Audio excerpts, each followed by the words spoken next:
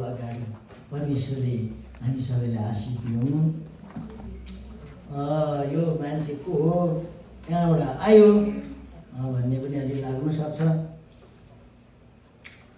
अलिकति म तपाईँहरूलाई मेरो परिचय भन्नु पर्यो। सर्वप्रथम त म अलास्काबाट छोरी ज्वाइँसँग आएँ र हामी मेरो परिवारहरू चाहिँ अलास्कामा केही हुनुहुन्छ अनि केही चाहिँ नेपालमै छ र मेरो परिवार मण्डली तथा मेरो तर्फबाट यहाँहरूलाई मेरो नाम चाहिँ प्रकाश थुलुङ। स्वर्गमा सबैलाई हुलुङ भन्ने उद्देश्य अनि मेरो खास घर चाहिँ पूर्व नेपालको सगरमाथा अञ्चलको उदयपुर जिल्ला चौडण्डी नगरपालिका वडा नम्बर 2-4 गरी गाउँमा म बस्दै थिएँ र म त्यहाँ पास्टर सेवाकाई गरिरहेको थिएँ। र हाल चाहिँ म अमेरिकाको अलास्का भन्ने ठाउँमा मेरो जेठा छोरा दीपक भन्ने हुनुहुन्छ र उहाँसँग छु र म त्यहाँबाट आज यहाँ अनि हाम्रो छोरी पवित्रा र ज्वाइँ रुदेनसँग आएको छु र मैले यहाँ आउने चाहिँ इच्छा त थियो, तर पनि यसपालि नै आइहाल्छु होला भन्ने चाहिँ थिएन। तर अचानक परमेश्वरले तपाईँहरूसँग यसरी भेटघाट गर्ने मौका दिनुभएको छ। मलाई थाहा छैन परमेश्वरले आज मलाई यहाँ किन ल्याउनु हो। सायद परमेश्वर आज हाम्रो बिचमा बोल्नुहुन्छ होला, म यो आशा गर्छु।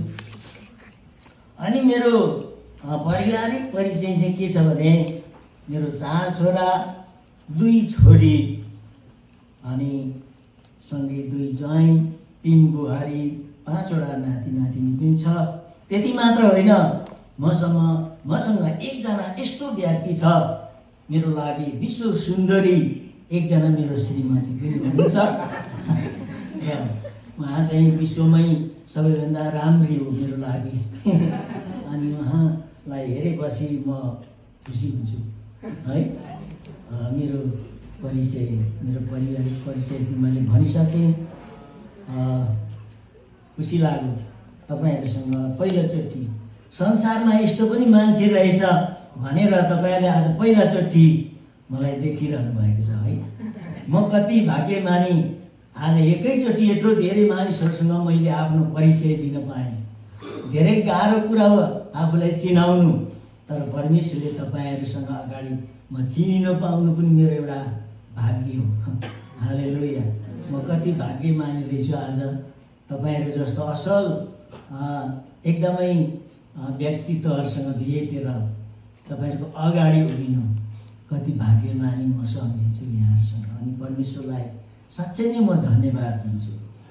अब पहिलाचोटिको कुरा हो, त्यही भएर मैले अलिकति केही गन्थनहरू गरेँ, क्षमा गर्नुहोस् है।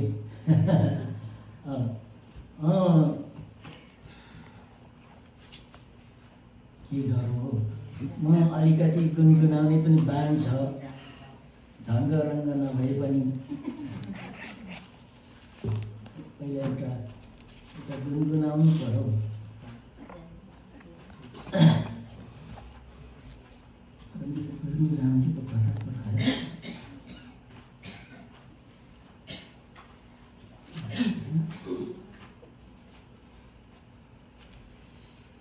यो अब भजन गीत जस्तो मात्रै हो, तर यहाँ विशेष चाहिँ केही शब्दहरू छ।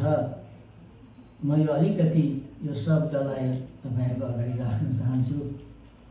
अब गीत जस्तो भयो भने पनि गीतै सम्झिदिनुहोस् है, कविता जस्तो भयो भने पनि कवितै सम्झिदिनुहोस्। म गुनगुनाउँछु है त, वचनभन्दा अगाडि गएँ, तर यो पनि एउटा सन्देशमूलक भएकोले सायद अनर्थ नहोला। मैले पानी छोडेछु, हुन्छ।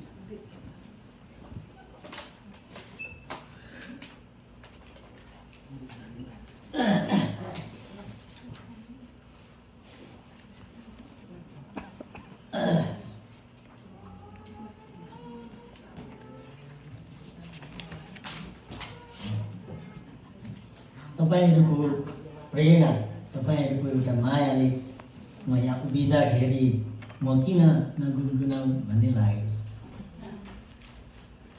केही शब्दहरू बाइबलीय शब्दहरू जस्तो लाग्छ मलाई। जीवनको बाटो जतै मोडे पनि वचनको ज्योति पछाउने गर, वचनको ज्योति पछाउने गर। अनन्त जीवनको बाटो भरि आशाको फुल बिछाउने गर, आशाको फुल बिछाउने गर। सहरको बीच गाउँ बस्तीमा नभुल्नु प्रेम कलवारीको, शिरमाथि आकाश नभए पनि पाउमुनि जमिन डुबे पनि विश्वासको चट्टानमा अडिने गर, विश्वासको चट्टानमा अडिने गर। आफ्नो रगत थोपा थोपा दिई मूल्यवानी आँसु बगाउने गर, मूल्यवान आँसु बगाउने गर। जीवनको बाटो जतै मोडे पनि वचनको ज्योति पछाउने गर, वचनको ज्योति पछाउने गर। अनन्त जीवनको बाटो भरि आशाको फुल बिछाउने गर, आशाको फुल बिछाउने गर। दुई बाटो सामु आए तिम्रो, हेर सागुर नै रोज्नु तिमी। दुई बाटो सामु आए तिम्रो, हेर सागुर नै रोज्नु तिमी।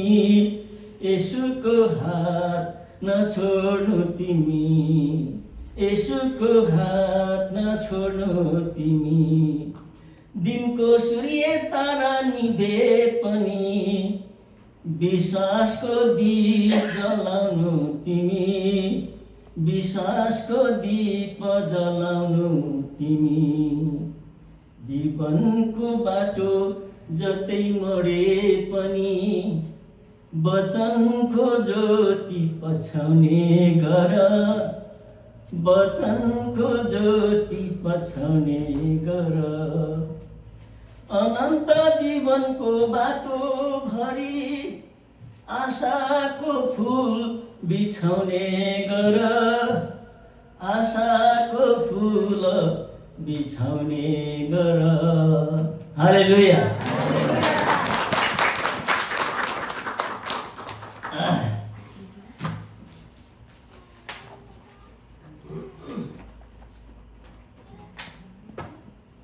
यो भजनले अलिकति सन्देश दिएको जस्तो लाग्छ है।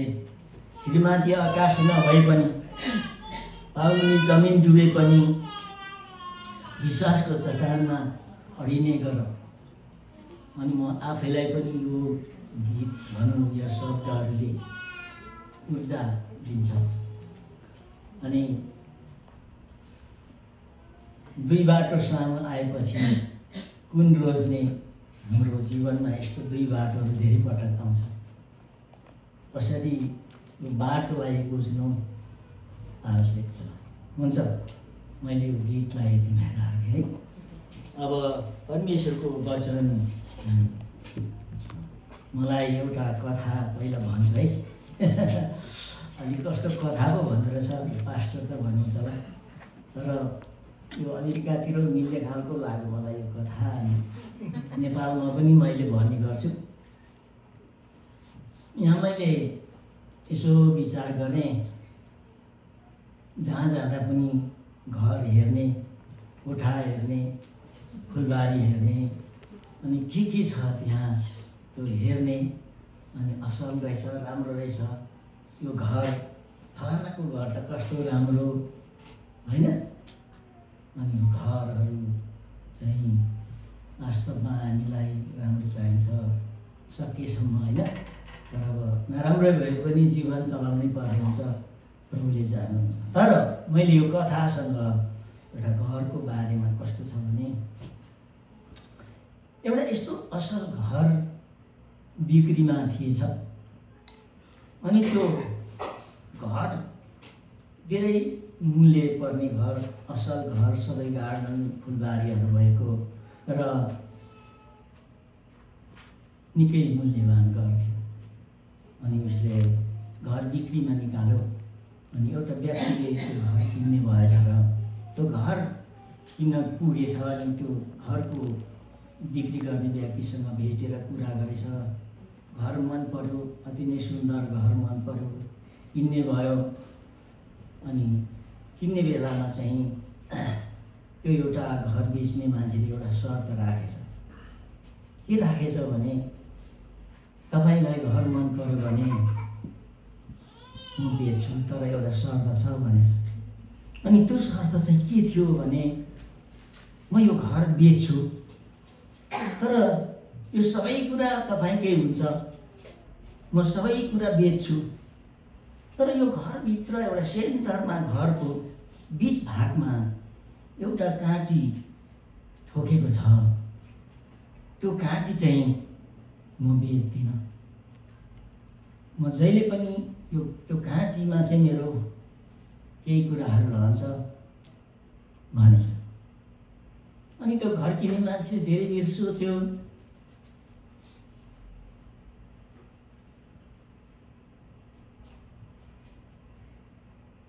अनि ठिकै छ, सबै कुरा मेरै हुन्छ, फुलबारी मेरै हो, स्विमिङ भाइ मेरै हो, घर मेरै हो, कोठा सबै मेरै हो, सबै कुरा मेरै हो, पास रेजिस्ट्रेसन पास हुन्छ, मेरो नाममा घर हुन्छ।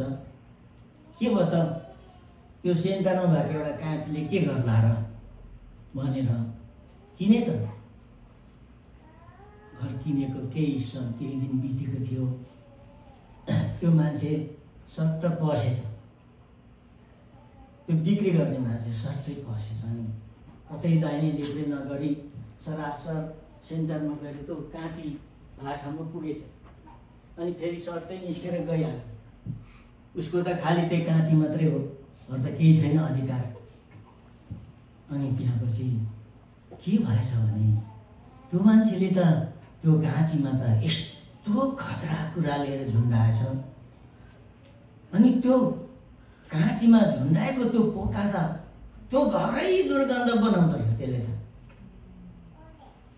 अब कोही इष्टमित्र आयो, यस्तो बगैँचा छ, यस्तो फुलबारी छ, असल घर छ, स्वाटै भित्र पस्यो, लो भएन, कस्तो घर हो तपाईँको यो।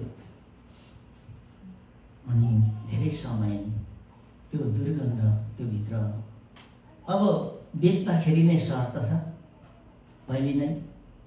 अनि त्यो भएको कारणले आखिरमा त्यो घर काम लागेन। किनभने त्यो व्यक्तिले आफ्नो दुर्गन्धको पोका झुन्डाउनु छोड्दैन। अनि त्यहाँ बस्नै नसक्ने अवस्था। सानै कुराले त्यो काँटी ठुलो थियो र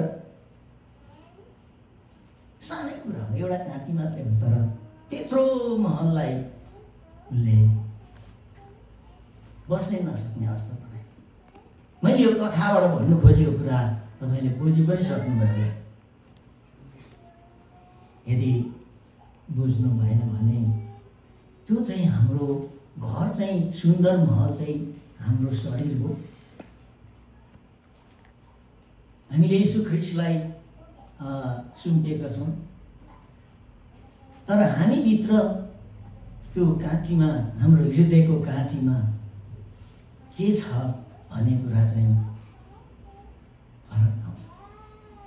संसारमा आज धेरै मान्छेले यीशु ख्रीष्टलाई विश्वास गरेपछि पनि चोरिरहन्छ, ढाँटिरहन्छ, कहिले कहिले अन्यथा अपवित्र व्यवहार पनि गर्छ भने तपाईँ र म भित्र चाहिँ त्यो गाँटी छ र हाम्रो जीवन चाहिँ पूर्ण रूपमा हामी परमेश्वरको योग्य र पवित्र जीवन जिउन सक्दैनौँ। त्यसैले हामी भित्र त्यो शैतानले हामीलाई त्यो काँटीमा ल्याएर पोकाहरू झुन्डाउन नपाओस् भनेर यो कथा भनिएको हो।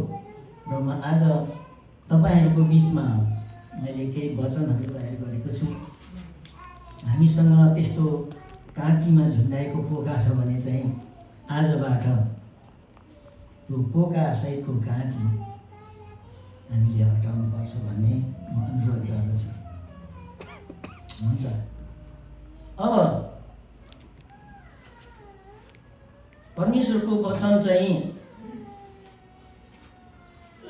अब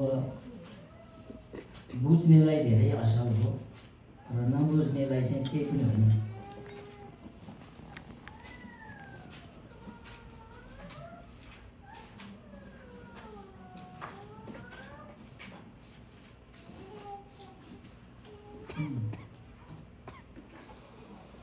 तपाईँहरूले आजको विषय के रहेछ भनेर पछि पत्ता लगाउनुहोस् आफैले। म चाहिँ यो विषय पत्ता लगाउने काम चाहिँ तपाईँहरूलाई दिन्छु। यसैया 58को 1 पद कसैले मलाई पढेर सहायता गरिदिनुहोस्। यसैया 58को 1 पद।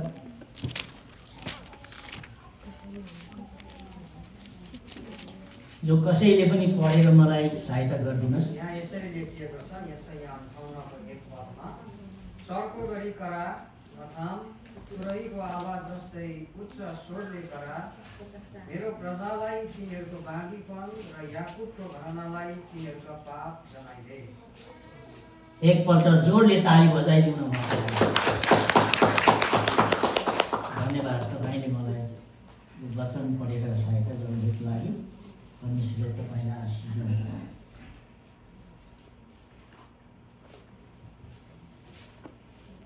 म आज गला खोलेर करा भनेको छ। सायद मेरो गला कति खोलिन्छ थाहा छैन, परमेश्वरले जान्नुहुन्छ। अनि हाम्रो कमजोरीहरू देखाइदिनु भनेको छ, मेरो प्रजाहरूको गल्तीहरू देखाइदियो भनेको छ वचनले है। अनि मान्छेलाई गल्ती देखाइदिँदा चाहिँ गाह्रो हुन्छ, एकदमै झन्डै रातो बिरुलै हुन्छ गल्ती देखाइदिँदा होइन। गल्ती देखाउने मान्छेलाई साह्रै मन पनि पर्दैन। सायद आज तपाईँहरूको अगाडि गल्ती म धेरै देखाउन चाहन्न, तर परमेश्वरको वचनले देखायो भने चाहिँ माफ गर्नुहोस् है त। अब म वचन सुरु गर्न गइरहेको छु। यसैयाको पुस्तक 58कै 13 र 14 पदमा। तपाईँहरूसँग बाइबल छ भने मलाई पढेर सहायता गरिदिन पर्ने हुन्छ, किनभने मैले पढ्दा र फेरि व्याख्या गर्दा अलिक धेरै टाइम लाग्ने भएकोले तपाईँले पढिदिनु भयो भने म सरसरी कुरा भनेर अगाडि बढ्नेछु। यसैया 58को 13-14 पदमा हामी पढौँ। कसैले पढिदिनु सक्नुहुन्छ? हुन्छ, यसरी लेखेको छ, तिमीहरूले मेरो सभा दिन तोडेनौ र मेरो पवित्र दिनमा आफू खुसी गरेनौ भने र परमप्रभुको सभालाई आदरणीय ठान्यौ र आफ्नो इच्छा अनुसार नगरी यस दिनलाई मान्यता दियौ र यसमा आफ्नो खुसी नगरी व्यर्थका कुरा गरेनौ भने तिमीहरू परमप्रभुमा रमाहट पाउनेछौ र म तिमीहरूलाई देशका उच्च स्थानहरूमा सवार गर्ने तुल्याउने छु र म तिमीहरूलाई तिमीहरूका पुर्खा याकुबको उत्तराधिकारबाट भोज खुवाउने तुल्याउने छु। परमप्रभुको मुखैले यसो भन्नुभएको छ। आमेन। हालेलुया। ताली बजाउने एकपल्ट सबैले जोरदार। म ताली बजाऊ भन्दा तपाईँलाई अप्ठ्यारो लाग्छ र कतिजनाको ताली बजाउने बानी भएन, तर म यो ताली बजाउँदा फाइदा छ भनेर पनि भन्नुपर्ने हुन्छ। धेरैपल्ट मान्छेले ताली बजाउँदैन, अनि ताली चाहिँ इन्डियातिर चाहिँ त्यो हिजडाहरूले खुब बजाउँछ भन्छन्। मैले त देखेको छुइनँ खै किन बजाएको हो, तर उनीहरूले जानेर हो कि नजानेर स्वस्थ हुन्छ अरे उनीहरू, किनभने ताली बजाउने मान्छे चाहिँ स्वस्थ हुन्छ। अहिले चाइनाले यन्त्रहरू निकालेको छ मानिसको शरीरहरूलाई चाहिँ चेक गर्ने। त्यो यन्त्रमा चाहिँ शरीरहरू केही पनि हेर्नु पर्दैन, त्यो इन्जिनमा हात देखाइदिएपछि सबै कुरा थाहा पाउँछ। अनि हाम्रो यो हातमा चाहिँ शरीरको सबै अङ्गहरूको सम्बन्ध जोडिएको हुन्छ। म त्यस्तो जान्ने व्यक्ति त होइन, तर म यसो मैले मूल्याङ्कन अनुभव गरेको छु। कहिले कहिले हामीलाई साह्रो जाडो हुन्छ नि, चिसो जिउ हुन्छ सबैतिर, तर के भएको त्यो यो हात मात्रै तातोमा यसो गऱ्यो भने पुरै शरीर तातो भए जस्तो लाग्छ। तपाईँलाई त्यस्तो लाग्छ कि लाग्दैन? यो शरीर चाहिँ अलग्गै छ, तर तपाईँले दुईटा हात मात्रै तातोमा यसो गर्नुभयो भने पुरै शरीरलाई तातो भए जस्तो लाग्छ। अनि मलाई विश्वास लाग्यो त्यसपछि वास्तवमा हाम्रो शरीरको सबै अङ्गको कनेक्सन चाहिँ हातमा छ है भनेर मलाई यो विश्वास लाग्यो। सायद तपाईँलाई पनि यो कुराले विश्वास लाग्यो। अनि यो हाम्रो ताली बजाउँदाखेरि चाहिँ हाम्रो शरीरहरूको एक्सर्साइज विभिन्न खालको गरिरहनु भन्दा सजिलो एक्सर्साइज चाहिँ ताली बजाइरह्यो भने चाहिँ हाम्रो शरीरको सबै अङ्गको कनेक्सनबाट यहाँ एक किसिमको चाहिँ एक्सर्साइज हुन्छ। अनि तपाईँ मण्डलीहरूले यता प्रभुको महिमा पनि हुने, अनि शरीरको पनि स्वास्थ्य पनि हुने। अनि किन ताली नबजाउने? एकपल्ट फेरि बजाउँ।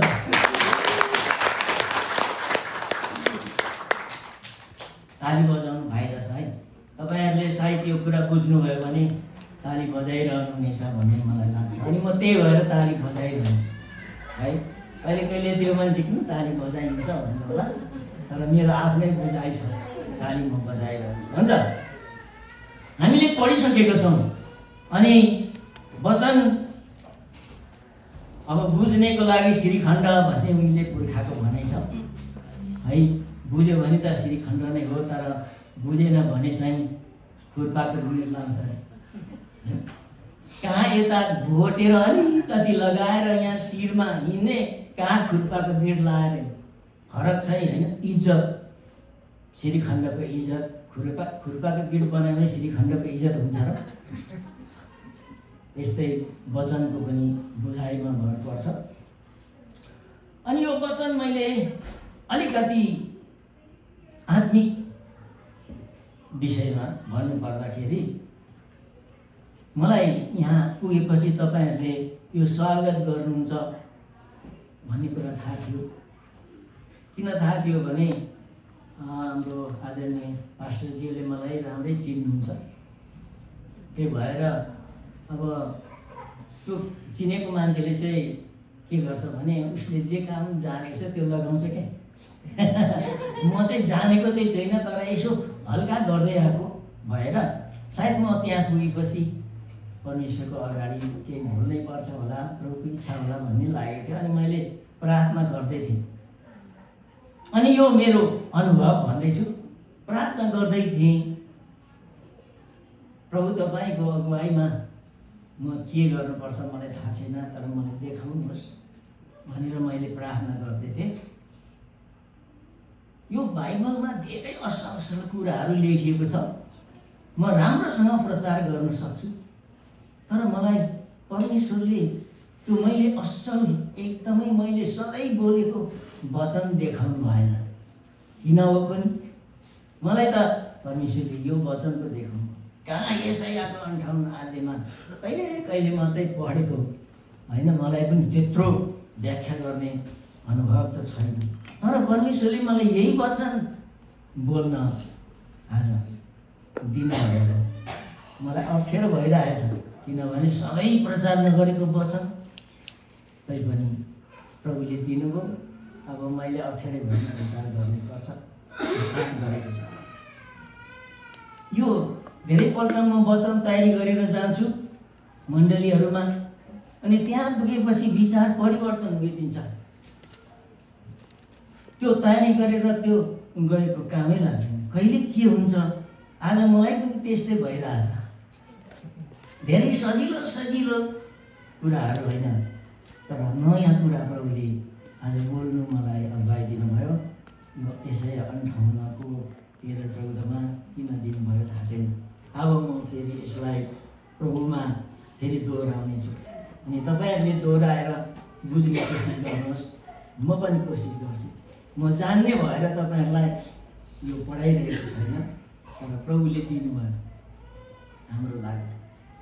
तिमीहरूले मेरो सब्बात दिन तोडेनौ र मेरो पवित्र दिनमा आफू खुसी गरेनौ भने परमप्रभुको सब्बातमा आदरणीय ठान्यौ र आफ्नो इच्छाअनुसार नगरी यस दिनलाई मान्यता देऊ र यसमा आफ्नो खुसी नगरी व्यर्थका कुरा गरेनौ भने तिमीहरू परमप्रभुमा रमाहाट पाउनेछौ र म तिमीहरूलाई देशका उच्च स्थानमा सवार गर्ने तुल्याउने छु र म तिमीहरूलाई तिमीहरूका पुर्खा याकुबको उत्तर अधिकारबाट भोज खुवाउने तुल्याउने छु। परमप्रभुको मुखले यसरी भन्नुभएको छ। कस्तो गजबको कुरा रहेछ। मैले पनि भर्खरै राम्रोसँग बुझ्दैछु, तपाईँहरू सँगसँगै म बुझेर जान्ने भएर आज यहाँ बोलेको होइन। तर अहिले हामीले के बुझौँ, तपाईँ मसँगै बुझ्नुहोस्, हामी सँगसँगै यो कुरा बुझौँ र म पनि परमेश्वरसँग बुझ्न चाहन्छु।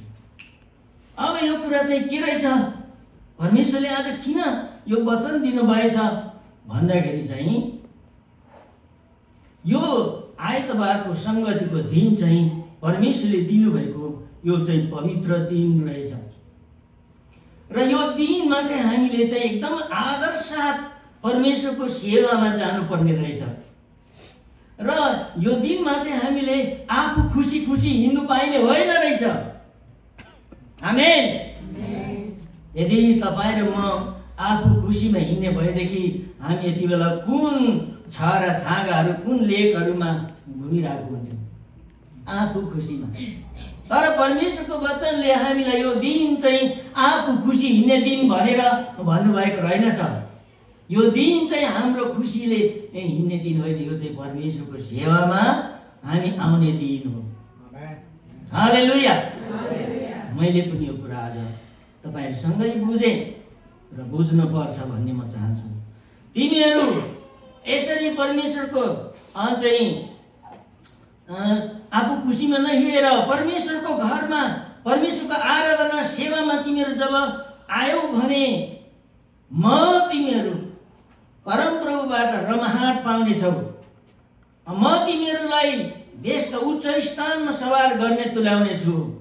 परमेश्वरले तपाईँ र मलाई चाहिँ असल र देशको उच्च स्थानमा सवार गर्ने असल व्यक्तित्व बनाउनको लागि उहाँले आज हामीलाई यहाँ आशिष दिनको लागि यो दिन हाम्रो लागि दिनुभएको दिन रहेछ।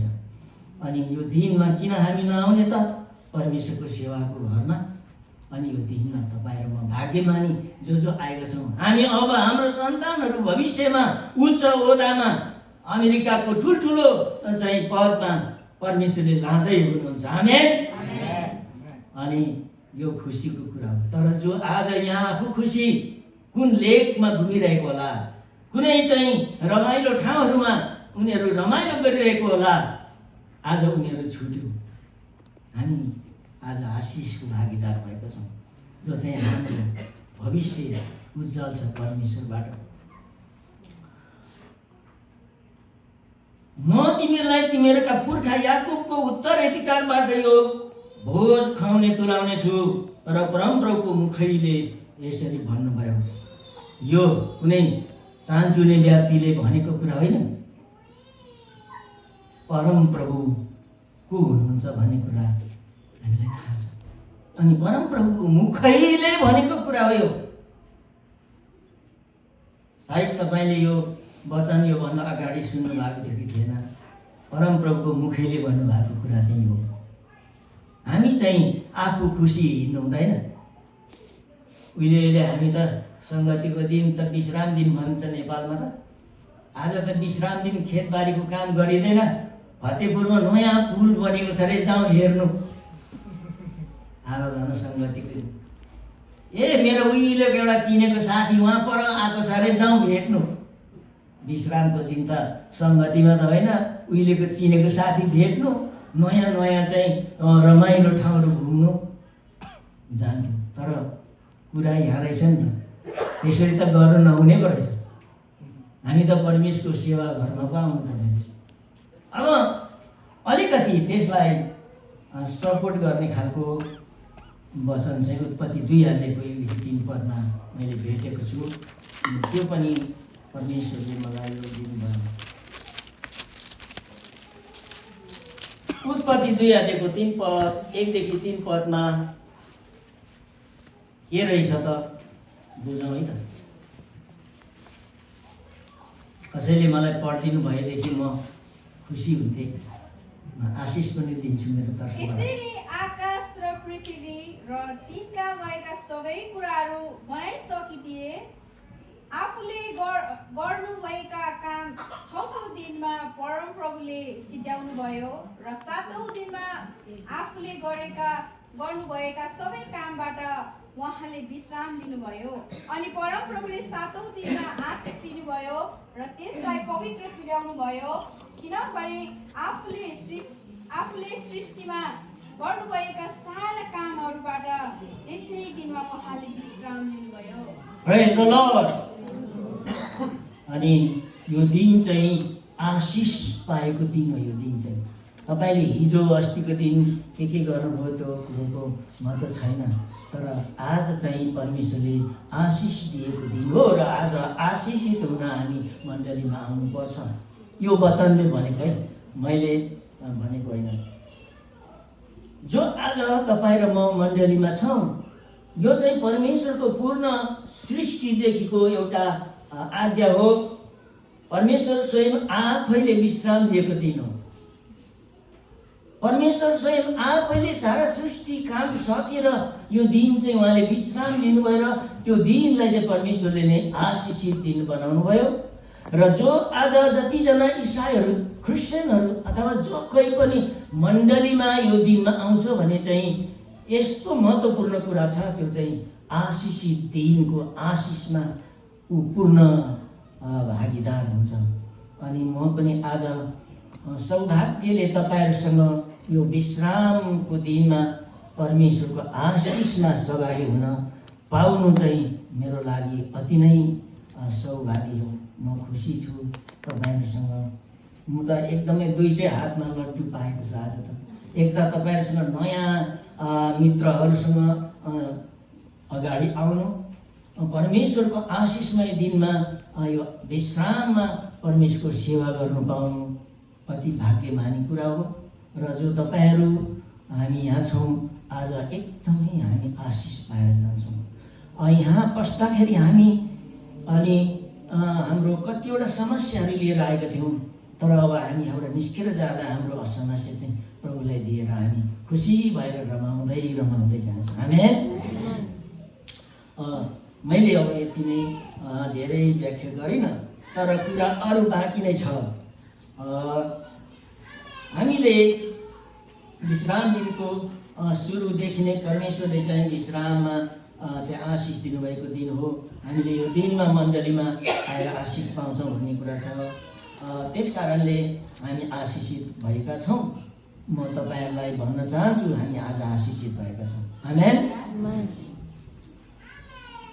अब म यिर्मया 17को 7 र 8 पदमा यस वचनलाई अगाडि बढाउन चाहन्छु। यिर्मया को पुस्तक 17को 7 र 8 मा हामी पढौँ।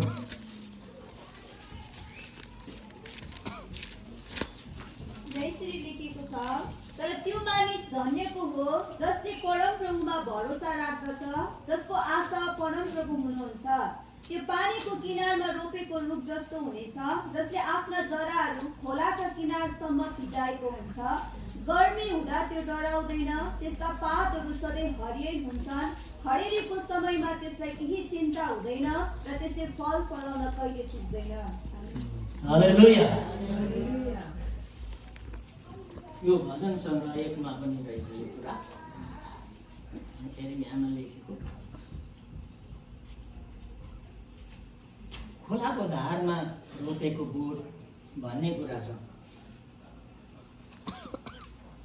तपाईँ र मेरो निम्ति चाहिँ परमेश्वरको सेवा सङ्गतिमा सहभागी हुन चाहिँ खोलाको धारमा उम्रिए जस्तै हो। जब खोलाको धारमा उम्रिएको बोटहरू घाम, गर्मी अथवा चाहिँ खडेरी जाओस् कि जे होस्, त्यो खोलाबाट उसले भित्र जरादेखि चिस्यान पाएर जहिले पनि ऊ ताजा हरियो भइरहन्छ।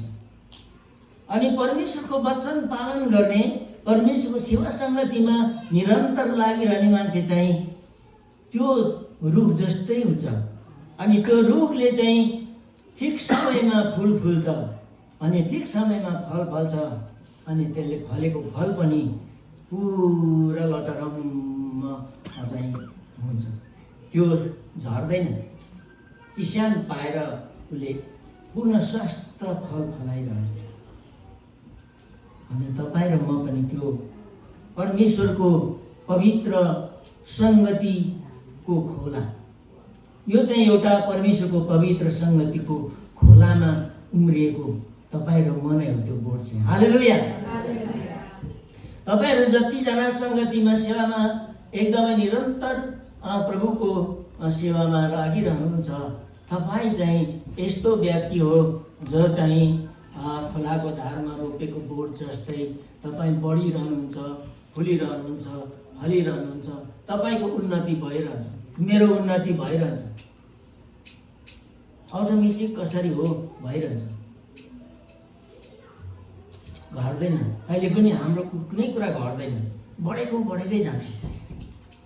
त्यस कारणले परमेश्वरको आज्ञाकारिताको जीवन, सेवा सङ्गतिको प्राथमिकता दिने व्यक्तिहरू चाहिँ खोलाको धारमा रोपेको बोट जस्तै हो। तपाईँ र म आज जब प्रभुको सेवामा समय दिइरहन्छौँ, तपाईँ र म चाहिँ त्यस्तै हुन्छ। आमेन। फेरि म अर्को शब्दहरूतिर अगाडि जान्छु। मैले अलिक यो परमेश्वरले दिनुभएको कुरा हो। यो मैले भजन सङ्ग्रह 1देखि 3सम्म लेखेको कुरा चाहिँ अघि नै मैले एर्मियामा भनिसकेँ। अब व्यवस्था 8को 17देखि 19मा पनि परमेश्वरले दिएको कुराहरूको बारेमा अलिकति हामीलाई सम्झना गराउँछ र हामीले त्यो बिर्सेका छौँ भने पनि आज सम्झिनेछौँ। व्यवस्था 8को 17देखि 19मा कसैले पढेर मलाई सहायता गरिदिनुहोस्।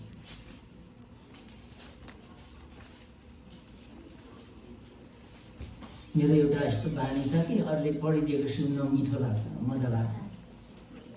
यहाँ यसरी लेखेको छ, हाम्रा हातको शक्ति र बलले नै यो धन सम्पत्ति हामीले कमायौँ भनी तिमीहरूले मनमा सोचौला। तर परमप्रभु तिमीहरूका परमेश्वरलाई सम्झ, किनकि उहाँले नै तिमीहरूलाई धन सम्पत्ति प्राप्त गर्ने शक्ति दिनुहुन्छ। यसरी नै उहाँले तिमीहरूका पुर्खाहरूसित बाध्नु भएको करार स्थिर गर्नुहुन्छ, जो आजसम्म छँदैछ। म आज तिमीलाई यो कडा चेतावनी दिँदैछु कि तिमीहरूले परमप्रभु आफ्नो परमेश्वरलाई बिर्स्यौ र अन्य देवताहरूका पछि लागेर तिनीहरूको आराधना र पूजा गर्यौ भने तिमीहरू अवश्य नष्ट हुनेछ। प्रेज द लर्ड। हामी फेरि ताली बजाउँ है।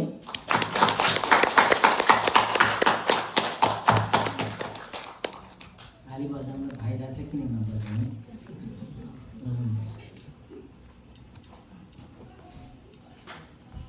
हामीलाई कतिपल्ट यो वचनले झस्काउँछ है।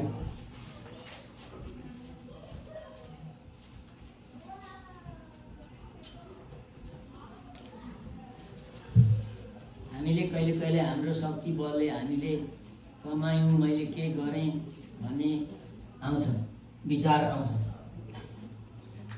तर बाइबलले भन्छ तिमीहरूको आफ्नै बल बुद्धिले हो प्राप्त गरेको होइन। यो सबै कुरामा परमेश्वरको योजना छ।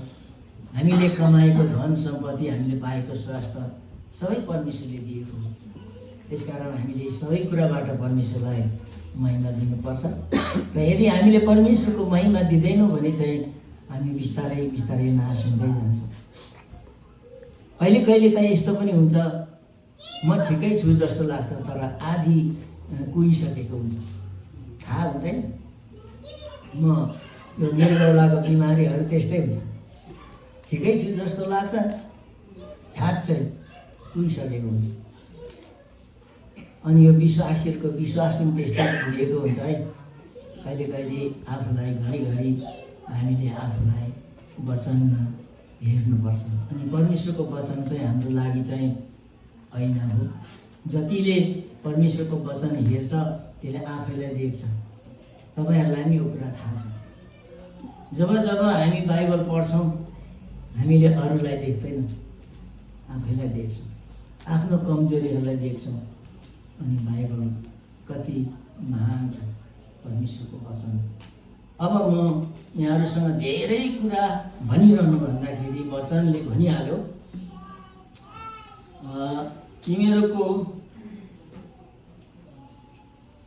परमप्रभु तिमीहरूका परमेश्वरलाई सम्झ, किनकि उहाँले नै तिमीहरूलाई धन सम्पत्ति प्राप्त गर्ने शक्ति दिनुहुन्छ। यसरी नै उहाँले तिमीहरूका पुर्खाहरूसित बाँध्नु भएको करार स्थिर हुन्छ। परमेश्वरले व्यवस्थामा 28 अध्यायमा भनेको छ, म तिमीहरूलाई बिना हिसाब उन्नति दिन्छु भनेर। हिसाबै गर्नु नपाउने परमेश्वरले हामीलाई बिना हिसाबको उन्नति दिने परमेश्वर हुनुहुन्छ। त्यसैले हामीले कसलाई प्राथमिकता दिने? बिना हिसाबको उन्नति दिने परमेश्वरलाई हामीले पछाडि राखेर हामी अगाडि बढ्यो भने केही पनि हातमा हुँदैन, रेतो हात हुन्छ। मेरो मण्डलीमा एकजना अगुवा भाइ थियो, सेवाकाई छोडेर विदेश कमाउनु गयो। पहिलोचोटि गयो, घरमा आउने खर्च मात्रै लिएर आयो। दोस्रोचोटिमा कति ल्यायो पनि 3000 दर्शन छ मण्डली मिलायो। त्यसपछि मैले भने, भाइ अब तिमी विदेश कमाउनु गयो भने परमेश्वरलाई यहीँ छोडेर गएपछि तिमी रित्तो हुन्छ। प्रभुले दिएन भने हामी पाइँदैन, अब तिमी सेवातिर लाग। अनि त्यसपछि बिचरा त्यो भाइ सङ्गतिमा लुरु हिँड्न थाल्यो। अहिले एउटा चर्च सम्हालेको छ मेरो छोरी मण्डली। अहिले चाहिँ उहाँलाई सम्पूर्ण भएछ। विदेशबाट आएपछि यहीँ प्रभुको सेवा गर्न थालेपछि प्रभुले त्यसै उहाँलाई कसरी हो कसरी प्रशस्त बनाइहाल्नु। प्रभुमा लागिरहने मान्छेहरूलाई प्रत्यक्ष गरी यहाँबाट झर्छ भनेर त भन्न सकिँदैन, तर कताबाट झर्छ प्रभुले खाली बनाउनु हुन रहेछ। अहिले त्यो भाइ राम्रो छ, छोराछोरी पढाइरहेको छ, बरु छोरा चाहिँ कमाउने भएको छ, बाबुले सेवाकाई गरेको छ। हाम्रो सेवाकाई गर्नु भनेको चाहिँ परमेश्वरको सेवालाई प्राथमिकता दिनु भनेको चाहिँ हामी चाहिँ अघि नै भने मैले खोलाको धारमा रोपेको बोट जस्तै हामी चाहिँ उहाँको सेवामा लागिरहनु चाहिँ खोलाको धारमा उम्रिनु र सधैँ ताजा भइरहनु जस्तै हो। अनि हामीले यसरी वचनबाट हेरिहाल्यौँ। हामीले सम्पत्तिहरू धनहरू कमाउँदाखेरि कहिले कहिले घमण्ड आउन सक्छ, तर हामी घमण्ड नगरौँ। हाम्रो सम्पत्ति हाम्रो धन परमेश्वरले नै दिएको हो। हामीलाई त्यो कमाउने मौका पनि अवसर पनि परमेश्वरले दिएको हो। अनि त्यो ताजा काम गर्ने बुद्धि र बल र शरीर पनि परमेश्वरले दिएको हो। त्यस कारणले हामीले यो संसारमा जे गर्छौँ प्रभुको अनुग्रहले गर्छौँ, उहाँले दिएको बल बुद्धिले गर्छौँ र हामीले परमेश्वरलाई चाहिँ कहिल्यै बिर्सनु हुँदैन। यो वचनले हामीलाई त्यो कुरा बताएको हो भन्ने म भन्न चाहन्छु। अब अन्तिम चरणमा आइपुगेँ म। सायद मैले तपाईँहरूलाई मैले समय चाहिँ सोधिनँ, धेरै बोलिसकेँ जस्तो लाग्दैछ है त। माफ गर्नुहोस्, म एक दुईवटा अझै पढ्छु र अनि अन्त गर्छु है। पहिलो तिमोथी 6:6-7 तपाईँ र मलाई मण्डलीलाई उत्साह दिएको छ। पहिलो तिमोथी 6:6-7 पनि मलाई सहायता गर्नुहोस् पढेर कसैले। अनि त्यो तपाईँलाई पनि बाइबल पढ्ने अभ्यास हुन्छ, मलाई पनि सहायता हुन्छ। दुईटै फाइदा, दुईटै हातमा लड्डु हुन्छ। तपाईँलाई मैले गर्न पारेँ है। हुन्छ, यसरी रहेछ, सन्तुष्टि सहितको भक्ति नै ठुलो लाभ हो। आमेन। साथ पनि किनकि हामीले न त यस संसारमा केही ल्यायौँ न यहाँबाट केही नै लैजान सक्छौँ। प्रेज द लर्ड। आमेन।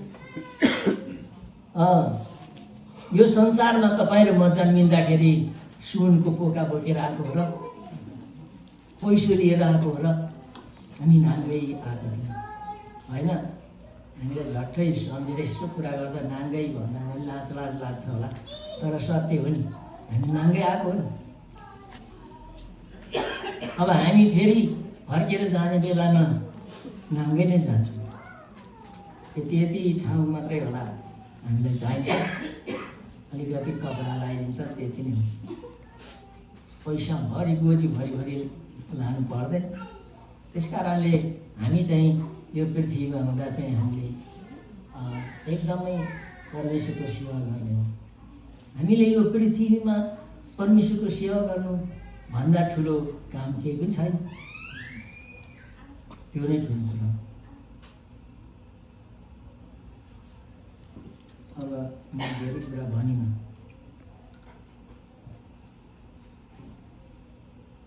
अब अन्तिममा चाहिँ मण्डलीलाई एउटा सल्लाह चेतावनी भयो भने गाह्रो हुन्छ। सल्लाह अनि त्यो सल्लाह चाहिँ के छ भने हिब्रू 13:17 म धेरै व्याख्या गरिनँ किनभने समय महँगो छ अहिले। त्यसैले पढिदिनुहोस्।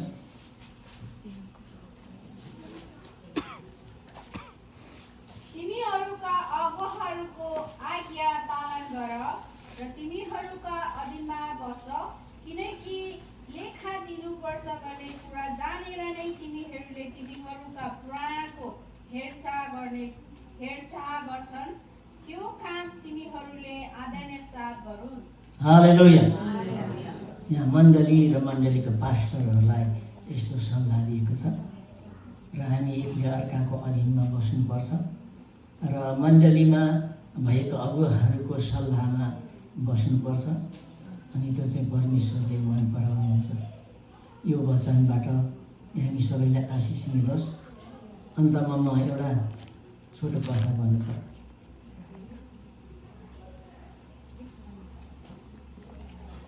एक दिन दुईजना अलिक बुढो एउटा जवान केटा चाहिँ घरबाट निस्केछ सल्लाह गरेर हामी संसारको रमाइलो दृश्यहरू घुमेर जाउँ रमाइलो गरौँ भनेर निस्केछ।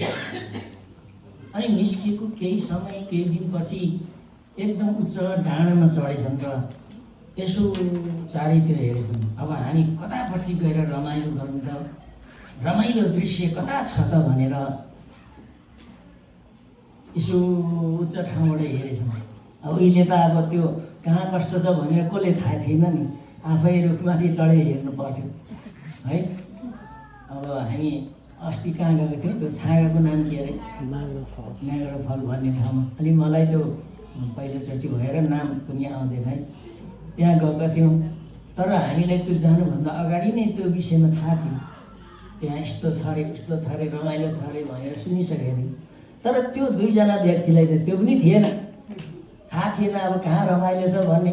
डाँडामा चढेर हेरेपछि यसो उँधो हेरेको त एक ठाउँमा त यस्तो सहरमा चाहिँ पुरा मेला लागेको देखेछ। अनि त्यो मेलामा जाउने भयो भनेर हिँडेछन्, बाटो छैन।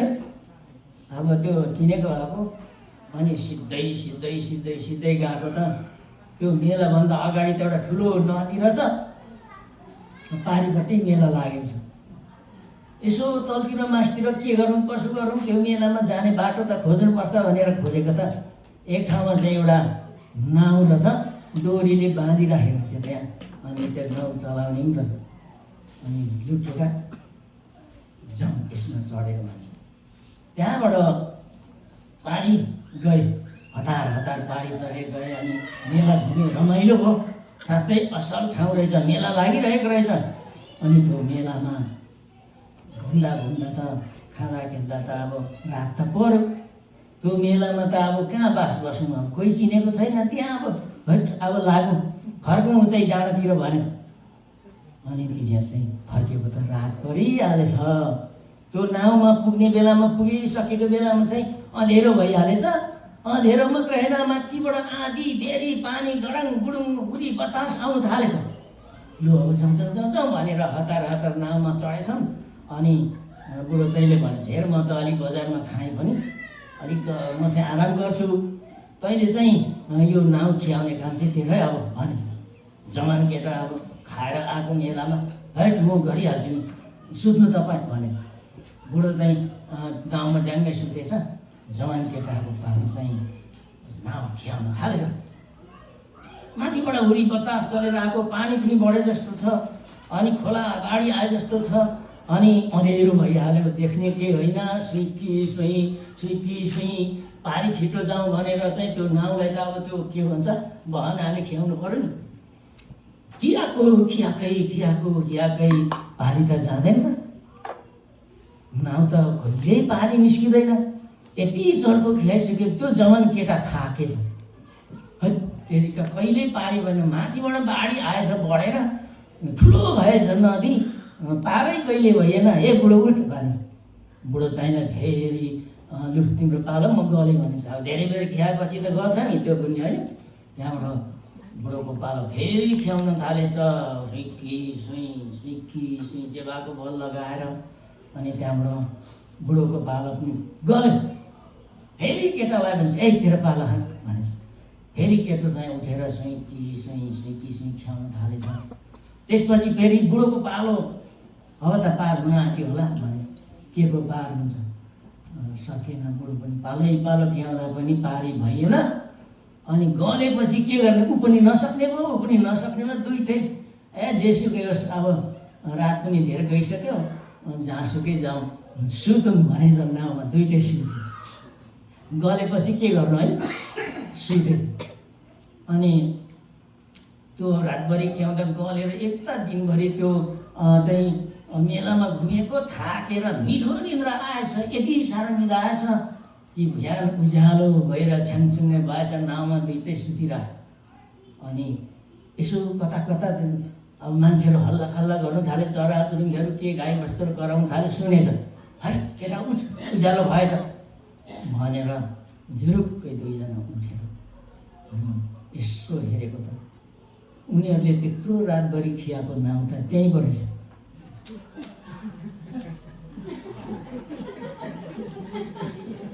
के भएछ भने नि, नाउँ त त्यो बाँधेको हुन्छ नि,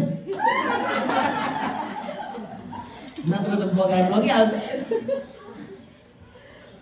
नाउँ त त्यो डोरी बाँधेको ठाउँमै रहेछ।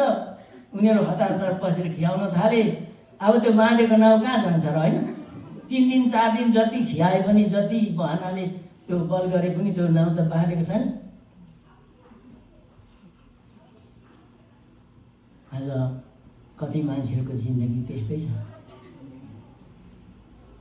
किन भने हामी इसाई भयौँ, खियाएकै छौँ, सङ्गति पनि गएकै छौँ, परमेश्वरको वचन पालन गरेको छौँ, दर्शन पनि दिएको छ, भेटी पनि चढाएको छ। तर संसारको कतिवटा कुरा चाहिँ बाँधिएकै छ, कतिवटा आफ्नो बानी चाहिँ छोडेकै छैन। हालेलुया। आज मैले यो कथाबाट के भन्न चाहन्छु भने, यदि हामीसँग त्यो नाउँमा बाँधेको जस्तै हाम्रो जीवनमा पुरानो कुराहरू, हाम्रो पुरानो नराम्रो बानी बेहोराहरू यदि छ भने चाहिँ त्यो बाँधेको नाउँ जस्तै हुन्छ हाम्रो जिन्दगी, कहिल्यै पार हुँदैन। हुन्छ, म यति भन्दै आजको वचनलाई म यहीँ राख्न चाहन्छु। सबैलाई जय मसीह।